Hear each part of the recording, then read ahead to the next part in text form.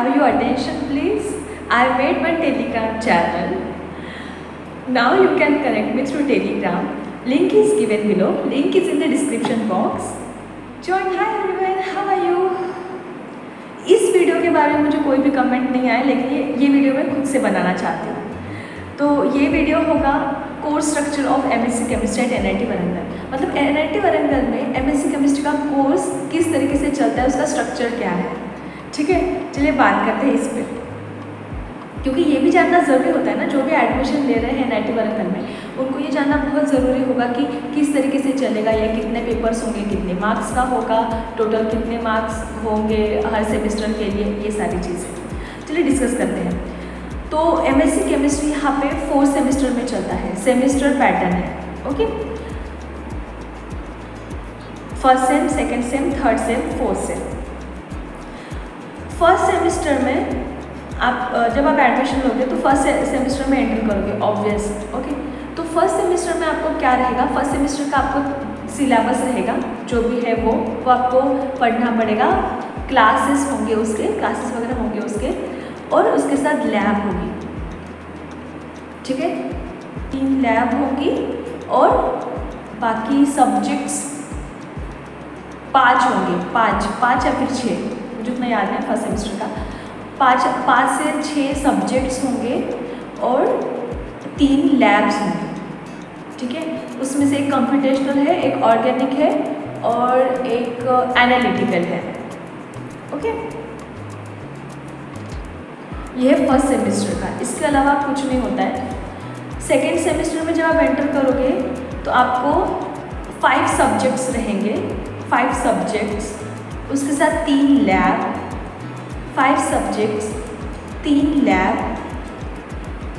Lab organic, inorganic, physical, ऐसे।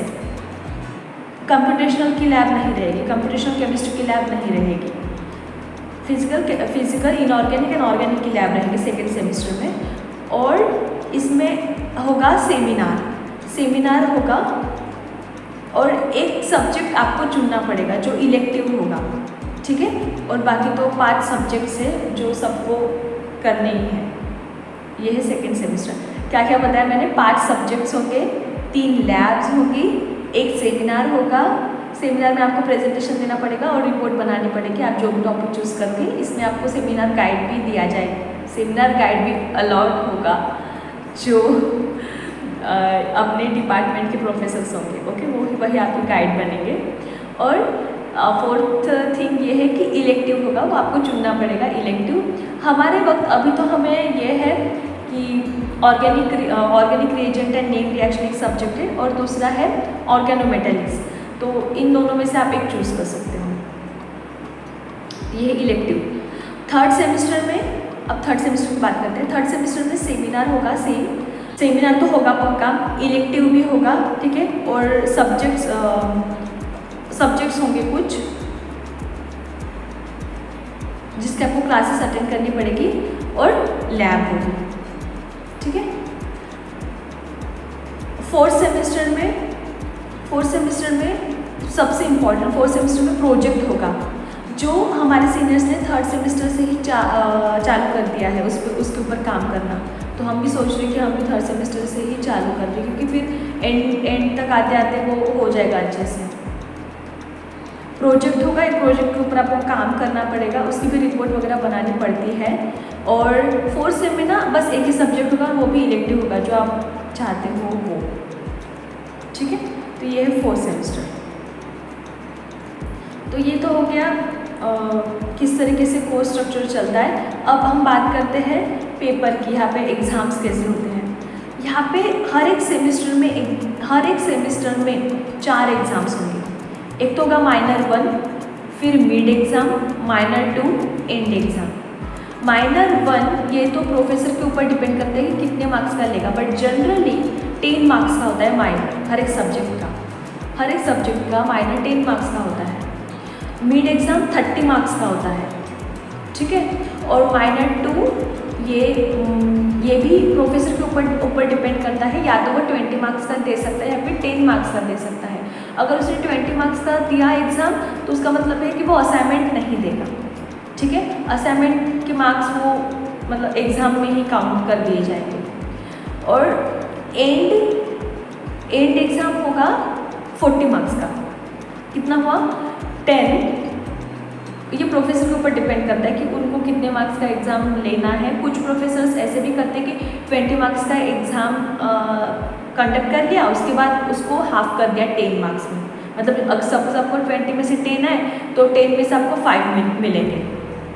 ऐसा भी होता है क्योंकि सिलेबस ज़्यादा हो जाता है और फिर 10 मार्क्स का ही बना नहीं पाते हैं, तो ये लोग फिर मार्क्स ज़्यादा करके पेपर देते हैं। ऐसा भी होता है कभी कभी, ठीक है।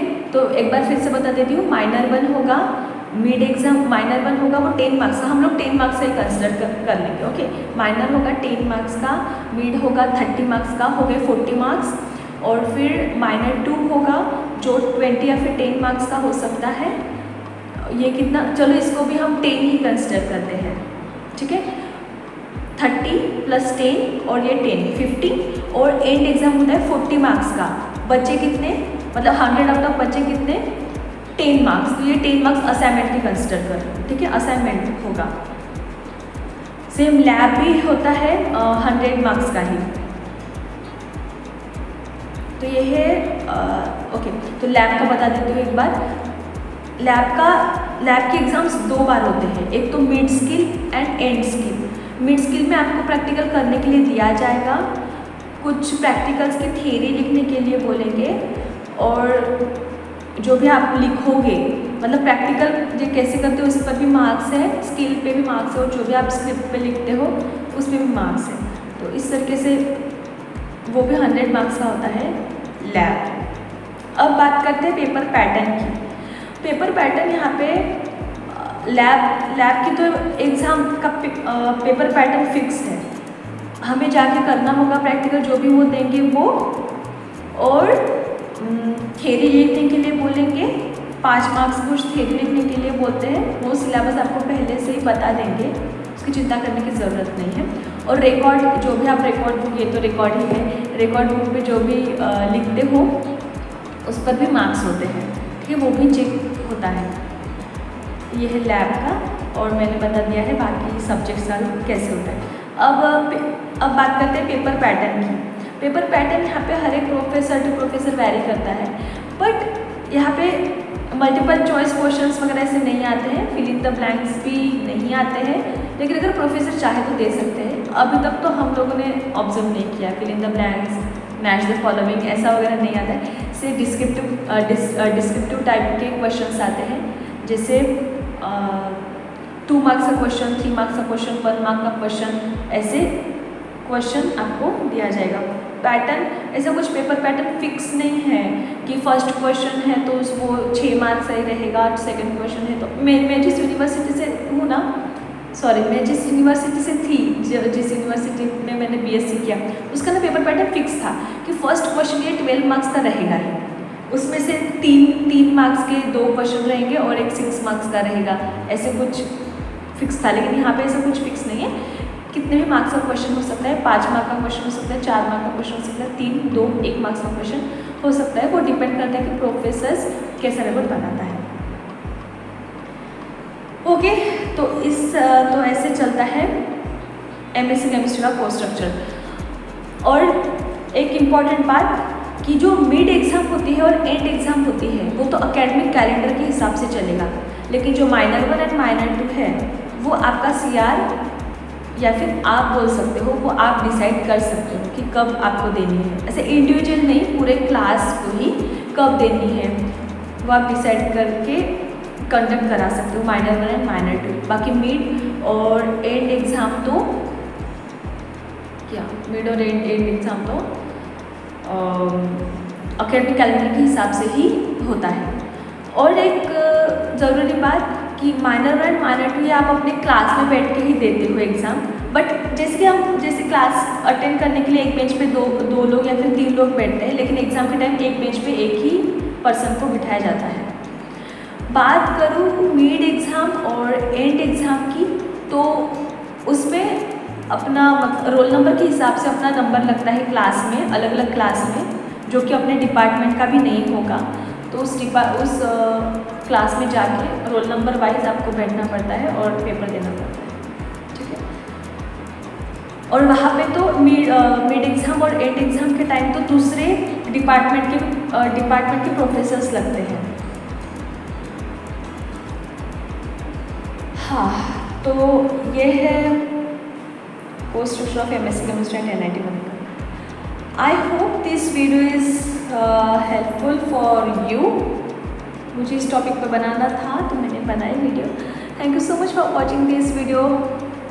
सी in the next video, bye.